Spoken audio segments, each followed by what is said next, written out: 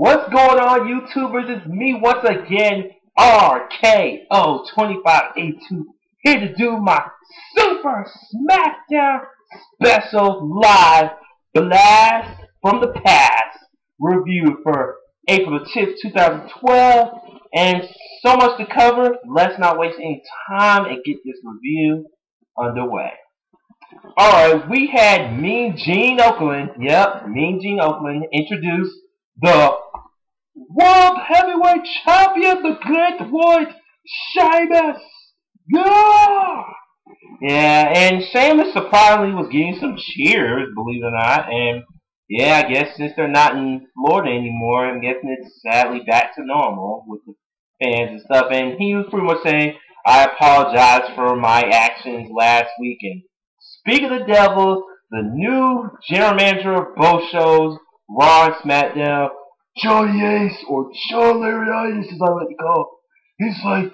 He's like, you need to watch this clip about you hitting that referee. And then, once again, and Shane was like, I apologize. And Johnny Ace, and like he didn't hear, he's like, that's not good enough, Sheamus. I want you to apologize to all the rest, the WWE Universe, and the entire world. And then Sheamus, once again, saying like, I apologize, I did all this stuff, and then of course Johnny A said like, that's not good enough for me. He's like, and because of that, you're gonna get probation of $500,000, and not only that, he said, if you touch a referee, you'll be fired on the spot. And oh, and you got a match later tonight. You're gonna team up with me, G. Okerlund, against Daniel Bryan and Alberto Del Rio. Oh, Funkman. Yeah, once again, Funkman sticking it to the so-called people power era. And yeah, like he said, and will Sheamus come through, even with Mean Gene Okerlund as a partner? We'll find out towards later in this review. Alright, our first match of the night was Randy Orton, who was giving his props, to his father, backstage, Cowboy Bob Orton, wishing him luck, going up against Mark Henry. And the match was, your typical Orton-Henry match. Yeah, we've seen these two duke it out before, but it was an okay match to kick off the show. Henry was dominating on Orton. He missed the flash. Orton was finally getting back in it with the clothesline, but he couldn't get Henry down. Then he DDTs him, and then Henry powers out of Orton's spike DDT he does from the second rope. Orton counters the World's Strongest Slam. Henry powers out the RKO, and then Orton starts beating down Henry from the outside, and then boom, pyro hits, and Kane distracts Randy Orton, and he was pretty much saying like, the reason I've been feuding with you, Orton, is like, I want you to be the Viper that I know you can become. And he said, and the reason I beat you at WrestleMania is to make me feel like I'm the monster that I was born to become. And then he jumped Randy Orton's father in the process, and then Orton tried to hurry and save his dad, but boom, too late. Kane suckers him and hits him with a lead pipe, and then Kane was saying like, I'm a sucker for family unions. Kane's an evil psycho dude. Yeah, I'll tell you that. Alright, next you had a jobber match between Benny Kamer and Ryback. And when the match started, Ryback, wham! Clothesline that fool. And I wanted to pull a Smokey from Friday that moment and ran up to him and say, you got knocked the fuck out. It was hilarious. And then he ends it with that modified muscle buster. 1, 2, 3, your winner, Ryback. And I'm kind of impressed with Ryback, or Skip Sheffield, whatever you want to call him. So he's doing okay. He's kind of like a powerhouse babyface, but we'll see as the weeks get on. I'll be officially sold on him. Alright, next match was a tag team match that Tyson Kidd had to get, unfortunately. The one Mayan Southern Rock Mayan, baby! Heath Slater, because as you heard, or if you didn't know, that Justin Gabriel is unfortunately going to be out with an elbow injury, saying he'll be out to like 4 to 6 weeks. So Tyson Kidd, since they just started teaming up, is in quickly. So and then they had to get Jimmy Hart as their manager. Yes, Jimmy Hart. Yep, last in the past tonight. And they were going up against my boys, one of my favorite current tag teams on the roster, Usos. I don't really know what I am saying. I don't know what I am saying. I love Samoa. I love Samoa. I love Samoa. I love Samoa. Gee, Usos. Yeah, I love that Samoan dance, and that was inspired from Slug Daddy's Off the Ropes Samoan Love dance. I love that dance. Alright, anyways, enough of that. And then, can't forget about Mick Foley. Yep, he was on commentary tonight. And I was so happy to see Foley. It's always a joy seeing him. And the Usos were looking good in this match. I mean, they were kicking butt. And then Jimmy Hart could not stop talking with that megaphone. But Foley had enough. He had to sock a scared Jimmy Hart. And then he started like, what are you doing, man? And then the Usos double team him, and then the Superfly splash. 1, 2, 3. Your winners, Usos. Yeah, hope they get that future tag team title shot. And I want them to be tag team champions because I want the champs so bad when the day they came in. We'll see. Hope that dream comes true. And after the match, Foley hit the sock on Mr. Hart. It was awesome. Mandible claw and all, and that was a good joy for me. Yep, and now, my segment for the night, oh my God, it was the return after 6 years, as Michael Cole said, back on SmackDown. It's Piper's Pit, and we kick it off with the host himself, Roddy Piper. I love that guy. And then he said, I'm going to introduce a man who lost in 18 seconds, Daniel Bryan. And yep, you know what's coming. Yes!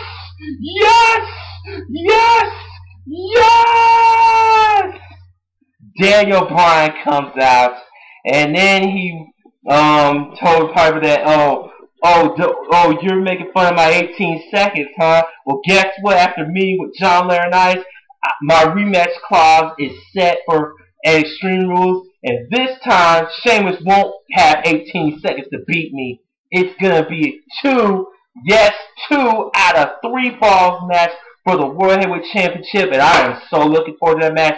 And I know in my heart that match hopefully will steal the show, hopefully, and will make us forget about that stupid WrestleMania 18 seconds. But that's for another time. And then he said, no AJ in sight. And speaking of, he said, guess who I have coming down the Pirates Pit too? AJ! Come on down! And yes, my girl, my number one diva in my heart, and a future Divas champion, AJ Lee. I was so happy. That was my mark-out moment of the night next to Piper's Pit and Daniel Bryan.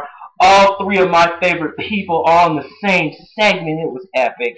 And my girl AJ, looking hot and fine as always. And yep, and then we thinking that she was gonna, give her thoughts on the whole breakup situation. And then she was all saying like Daniel Bryan, that it's not his fault. She's saying it's her fault. And Piper was like, what?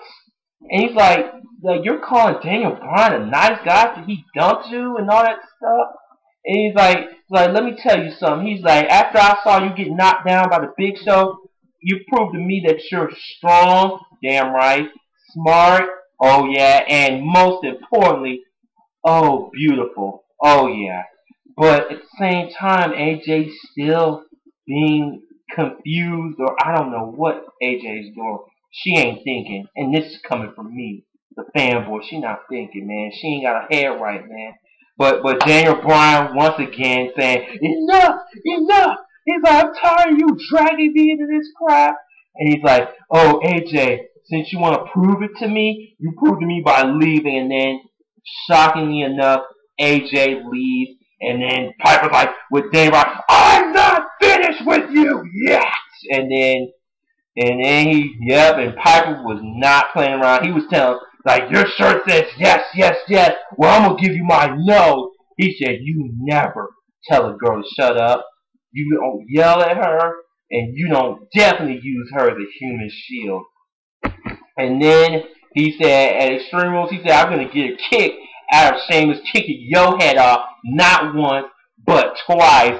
And then he was ha ha ha, oh, yeah, here's my gift to you. Bitch slash Piper. And once again, Daniel Bryan proving why he is awesome. And yes! Yes! Yes! Yes!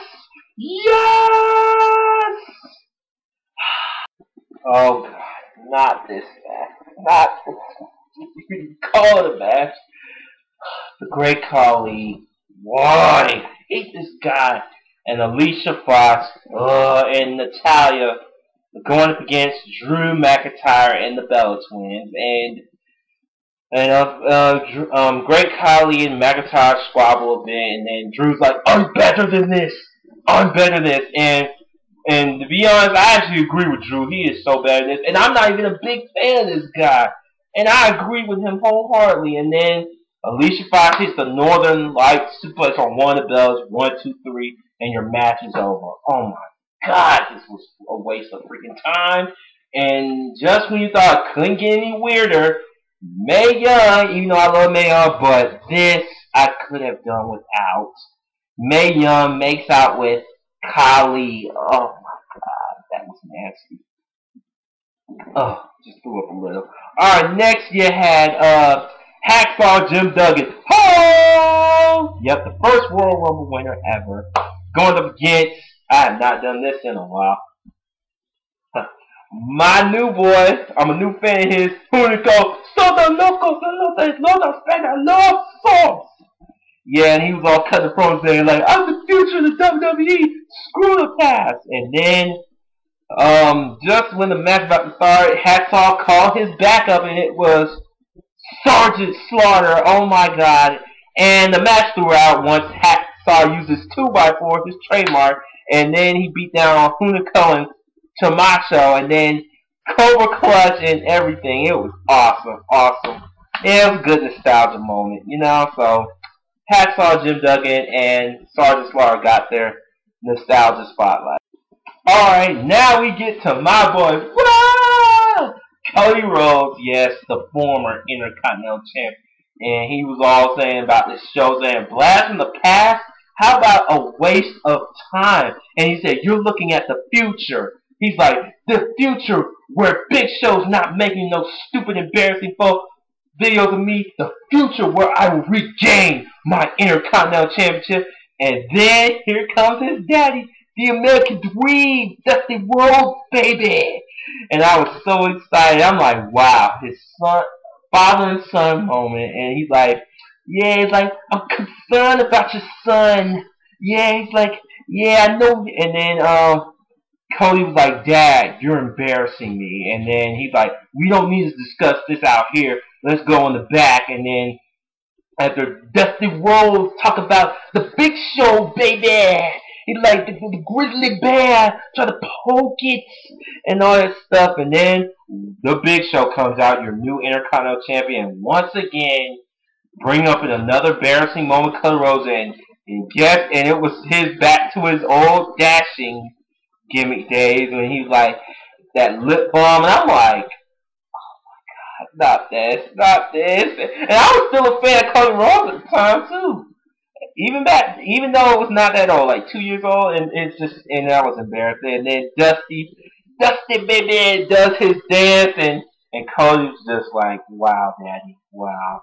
But it was always a joy to see Dusty Rhodes. See, that's why I love that man, and I'm happy my dad told me a lot about him.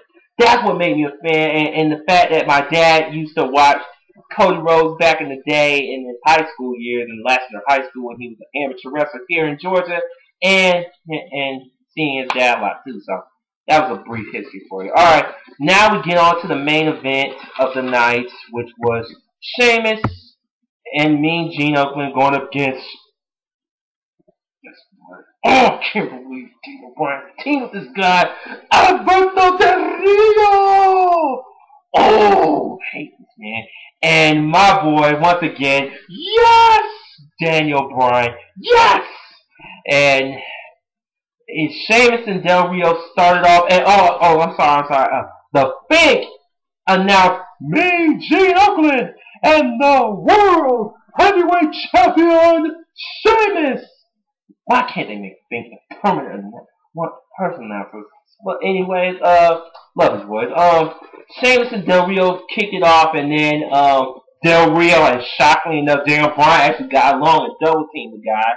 And it looked like Daniel Bryan and Del Rio were kicking butt and stuff. And then once Mean Gene got in the fray, it looked like he was cornered, like trapped like a rat. And then Sheamus was calling out the legends. It was legends galore. It was like, man. And then Ricardo came in, and the legends beat the crap out of him. And then, Sheamus hits the bro kick on Daniel Bryan for the win. 1, 2, 3, your winners. Sheamus and Mean Gene. And then, guess who comes out? Stupid jagbag Mike Cup. Can I have your attention, please? He's like, yeah, you legends. Being a disrespectful jagbag bitch that he always is.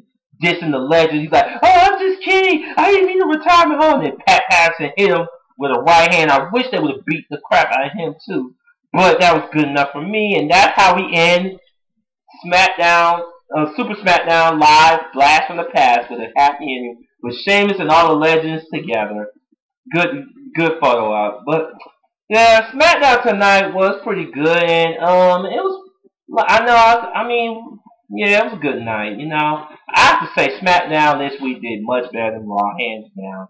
And I was kind of worried that they had to make it a live special though. It would have been just as fine if it wasn't a live special, but I'm glad it was live though. But alright, man, it's really weird doing these Raw SmackDowns back to back. Now I have nothing to wrestling related to talk about. But maybe I'll have a bonus video later on this week just to, fill the gap since there's going to be no wrestling the rest of the week.